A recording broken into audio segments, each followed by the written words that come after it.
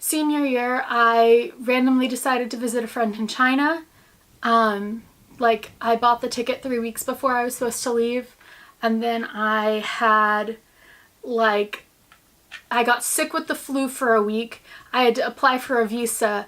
Then I was doing finals, and then I was in a friend's wedding the weekend after finals, and I had about a week to get ready and actually leave to go on this trip that was super spontaneous, and it was really actually a good trip. I got to experience a lot of things, and I walked away with a job offer to work in China, and it was super, super exciting.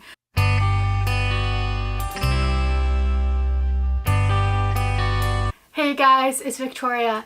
Thank you for checking out my channel, Victoria's Adventures. So this channel is going to be about all the adventures and misadventures I've been on, as well as just random musings. I've traveled as much as a person can travel while still living in a very small town and being only 24 years old. I never really grew up traveling internationally, but that's what my greatest passion is right now. But I'm sadly haven't been on a trip in like 7 months, and it's slowly driving me insane. So since I haven't traveled as recently, I'll give you a bit of a story. Since I've kind of been stuck back in my little small town of about 1,200 people, and I've noticed there's some other people in my town and people I graduated college with that are struggling with this exact same problem as I am. It's really, really hard to transition when you feel like you're not living into your potential. I love doing a lot of things. When I was in high school, I was the biggest overachiever you could imagine. Like, it was insane.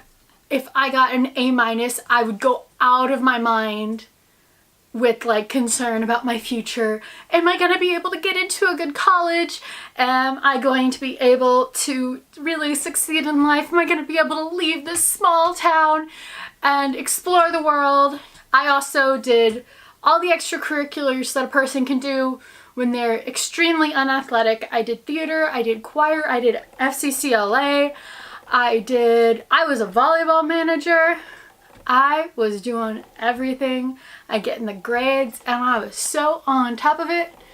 And then I got to college, and life didn't happen that way because I got diagnosed with bipolar.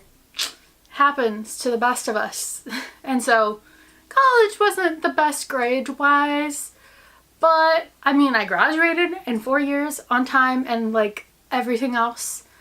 But I also met some of the most amazing people and made like some of the best friendships a girl could ask for. And so because of that, I did so much growing, maturing, and I did a lot of things outside of my classes. I changed my major about 3 times and took classes in almost every department of the school except for business classes, and like I don't even know what else, because I've taken engineering classes, I would say. I was a biology major with a chemistry minor, and then I changed my degree to ministerial missions, and then I changed it to intercultural studies, and I had originally with my biology major a chemistry minor, and then I changed it to, by my senior year, I did an entire ESL minor in 1 year. So I grew up, when I was in college, I was growing into this idea of like interacting with other cultures. I've always loved going and exploring, and my dad's a farmer, and so since he's a farmer, I did a lot of exploring around the farm and getting into trouble that I wasn't supposed to be getting into, and finding places to go that I shouldn't be, and climbing on things, playing in the mud, and playing with my brother and sister. And so because of that, like, I've always had that adventurous spirit, and I really hate being told what to do. So those two things go hand in hand, and I love learning about people in different countries and different cultures, and I've always loved to travel, even though before I was in college I've only traveled in the States. And I went to a fair amount of places, just not as many as I wish I would have gone. But so I was really living into a different sort of potential when I was in college. Senior year, I randomly decided to visit a friend in China. like I bought the ticket 3 weeks before I was supposed to leave, and then I had like, I got sick with the flu for a week. I had to apply for a visa. Then I was doing finals, and then I was in a friend's wedding the weekend after finals, and I had about a week to get ready and actually leave. Let's go on this trip that was super spontaneous, and it was really actually a good trip. I got to experience a lot of things, and I walked away with a job offer to work in China, and it was super, super exciting because I had already had a job lined up and I hadn't even graduated, which meant I could just chill out about the whole thing and not be super overwhelmed with everything that had to do with school. So I was like all excited, like, I can't believe this. I'm gonna be moving to China. I don't have to worry about not having a job when I graduate.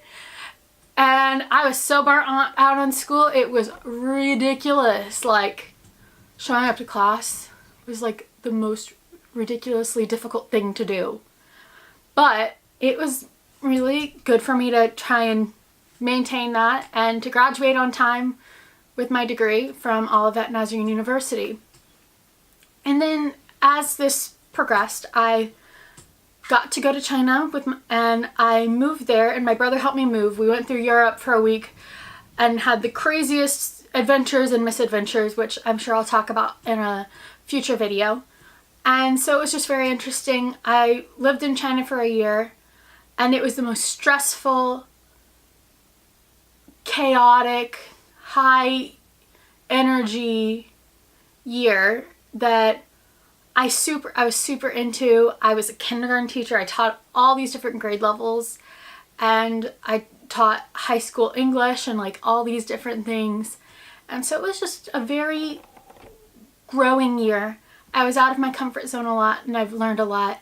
At the end of the year, however, I was supposed to be working there for 2 years, but I decided it was best for me to leave the job and to come back to America and kind of figure out what's happening next. I'm currently back home, and I've been home for about like 6-7 months, and it's been hard. Like, the time in China, I know after everything that happened, it was best for me to have some time off, because it was just so high energy. I had to travel all the time. I love traveling, but it was just really exhausting. I was allergic to so much of the food and everything else, and it just wears you out doing that day after day after day after day after day. And so because of that, I quit the job and I came back to America. I've been living at home, and it's just felt like I'm kind of not living into my potential. Like, I know I'm capable of doing so many things and accomplishing this and accomplishing that. I want to like change the world and stuff. Like, it's been my goal since I was a little girl, but I've never felt like I desired to just do the little things. But as I've grown up, I've learned that you can't change the world in a big way unless you learn how to change it in the small everyday ways. Because of that, like, it's really changed my attitude towards a lot of things. And I'm thankful for this time of rest and reorganizing and refocusing on what's important. And so it just makes everything a lot more complicated. I've wanted to do so much, and it kind of feels like I'm a failure, even though I like know in my head I'm not a failure. Okay, this is Toby. He is very needy right now, so he wants all my attention. He's the cutest dog, and yeah. But feeling like a failure because I'm not living into my potential, because I know I'm capable of so much.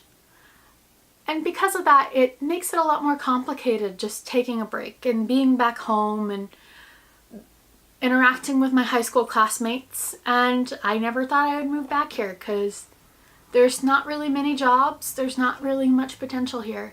And I got used to living in a giant city because I lived in Guangzhou, and it has like 14 million people. And now I live in a city that doesn't even have 1,200 people. And because of that, it just makes everything more complicated. Especially like people my age, it's really easy unless you're like on the fast track to quote unquote success. You can't really feel like, I don't know, that you're really going somewhere. Because I feel like lately I've been like thinking about like a truck or something, or a vehicle, when it's like snowing and there's ice and you're just spinning out. Oh yeah, I'm gonna go do this, and you get a little bit of momentum, and then it just, the wheels keep on spinning and spinning and spinning and spinning. And so because of that, it just makes everything a little bit more complicated, because the world is so much more complex out there than I realized when I was in school. But I'm currently trying to figure out exactly what's best for me now. Is it getting a job? Is it going back to school? And trying to work on taking those steps. I know I don't want to be a teacher. I did that and it was enough for the time I've been subbing since I got home as a means of income. But, you know, if you feel like you've graduated, you've done all the right steps, and then somehow you aren't doing everything that you can to live up to the potential, and not going to law school or med school or getting that high-paying job, or just feeling like you're not living into who you're meant to be, I think it's important to know that who we're meant to be is always changing. Instead of who we've become, I like to say who we're becoming. Because if you become something, that implies an end. But if you say becoming, you're in the process of becoming, and life will always change you. It'll always bring you different things, and you will experience things that'll make you into a better person, or you can let those experiences define you and make you into a worse person. So just know in this that you're not alone, and that even though you may feel like you're a failure because you're not doing everything you thought of when you graduated high school and were starry-eyed with big dreams and only believing that the sky's the limit. The sky still is the limit, but your limits, you may have changed your desires since you were 18, 16, 17, 18, 19 years old. I mean, I'm only 24 and my desires and my goals have changed so much. I wanted to be a doctor when I graduated high school. Now I'm living at home and I was an English teacher. When I graduated high school, I only wanted to never ever take an English class again. And I wasn't going to, and then I added an ESL minor, and then I was the high school English teacher, which is really funny because I hated it so much. But I'm thankful for like the teachers I had. So it's just, you're never a failure unless you decide that you are one. So if you decide you are one, you're going to live into that. If you are always forward thinking and thinking about, I will be the best me if I do this today. You don't have to make the biggest steps. You just got to take a step. If you take a step, it'll move into another one and another one. If you never try, you're never going to do anything in life. You'll just be stuck doing a dead-end job when you don't like it. You don't feel like you're getting paid enough. You don't feel like you're really doing everything you can to succeed.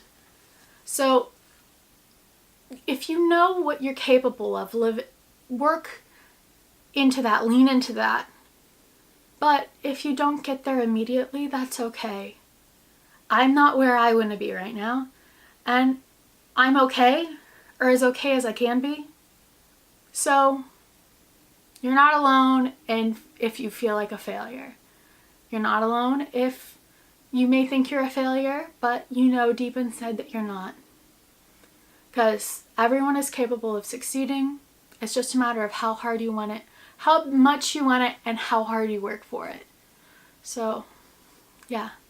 So that's the video for today. I hope you like it. Leave a comment, like, and subscribe for more videos. I'm working on figuring out exactly what this is going to look like, and I would love to hear some suggestions and whatever you think. So thanks, y'all. Have a good day. Bye. Say bye, Toby. Bye. Okay, you're just really needy. Okay, thanks, guys.